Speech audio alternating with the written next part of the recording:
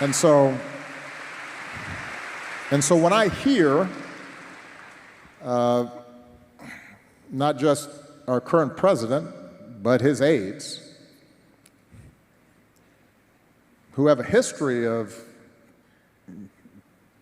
calling political opponents vermin, enemies, who need to be targeted, that speaks to a broader problem that we have right now. And something that we're going to have to grapple with, all of us, whether we're Democrats, Republicans, independents. We have to recognize that on both sides, undoubtedly there are people who are extremists and who say things that are contrary to what I believe are America's core values. But I will say that those extreme views were not in my White House. I wasn't embracing them.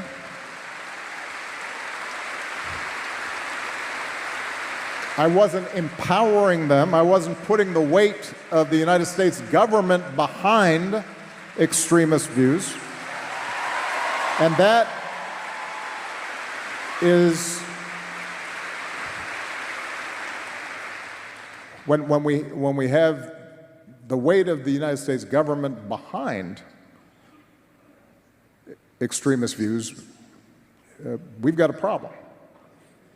And so your original question is, are we at an inflection point? We're at an inflection point in the sense that we always have to fight for our democracy. And we have to fight for those values that have made this country the envy of the world. And I often say democracy is not self-executing. It depends on us as citizens, regardless of our political affiliations, to stand up for certain core values, because otherwise we may not have them. Wow, a lot there to unpack. Hey everyone, welcome back to the channel. Today I want to talk about something really serious, something that honestly goes beyond politics and cuts, right? Into the question of what kind of country we want to live in. I just watched former President Barack Obama's speech in Pennsylvania, and wow, there is so much to unpack here.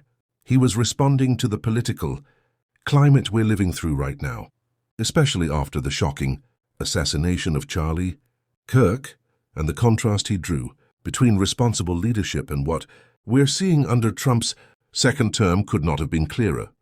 So let's start with what Obama is actually saying. He's making a critical distinction that I think all of us need to hear. Yes, extremists have always existed in American society. Left, right, it doesn't matter. Fringe voices have always been there. But what he's warning about is the difference between those voices simply existing versus those voices being empowered by the federal government itself. That's the line that can't be crossed. Because once extremist ideology gets the weight of the United States government behind it, it's no longer just noise on the sidelines. It becomes official policy. It shapes the justice system. It influences who gets targeted, who gets silenced, and ultimately, it threatens the foundation of democracy itself. Obama gave some very specific examples. He talked about how the Trump administration isn't just tolerating extremist rhetoric, they're weaponizing it. Look at the response to Charlie Kirk's death. Before the investigation even finished, the Attorney General was already out there blaming left-wing radicals without any evidence, promising accountability, not based on facts but on political assumptions. That is exactly what Obama is warning about. The justice system is supposed to be impartial. It's supposed to follow evidence, but here the government is using tragedy as a political weapon. And if that doesn't alarm you, it should. Because once facts don't matter, and only ideology does, we are no longer living in a democracy. We're living in something much darker. And then Obama points out how Trump has been targeting the media. We've seen it before, so pulling press credentials, punishing outlets he doesn't like, even banning entertainers like Jimmy Kimmel for criticism. Obama said it plainly. Imagine if I had banned Fox News from the White House press corps. The outrage from Republicans would have been endless. They called him a tyrant for signing fewer executive orders than Trump has already signed. But now silence. Suddenly, when their side is doing it, the outrage disappears. And that hypocrisy tells you everything. It tells you that for some people, it's not about principle, it's about power. And once you're okay with breaking the rules for your side, you've already accepted authoritarianism. And this is where I think Obama's speech was especially powerful. He said this isn't about Democrats versus Republicans. This is about American values. He even pointed out that people he ran against, John McCain, Mitt Romney, they understood that a president's job is to unify, not divide. That's not a partisan belief. That's a basic democratic principle. So when we see leaders calling political opponents vermin, or enemies that need to be targeted, we should all recognize what that language really is. It's not the language of democracy. It's the language of authoritarianism. And when it comes from the highest levels of government, it becomes policy. Here's the thing. There will always be extremist voices. But when the government itself decides to hand them the microphone, when those voices become the agenda of the White House, then democracy is at risk. Obama called it a political crisis, and I think he's right. Charlie Kirk's death could have been a moment for unity, a moment to step back and recognize how dangerous this trajectory has become.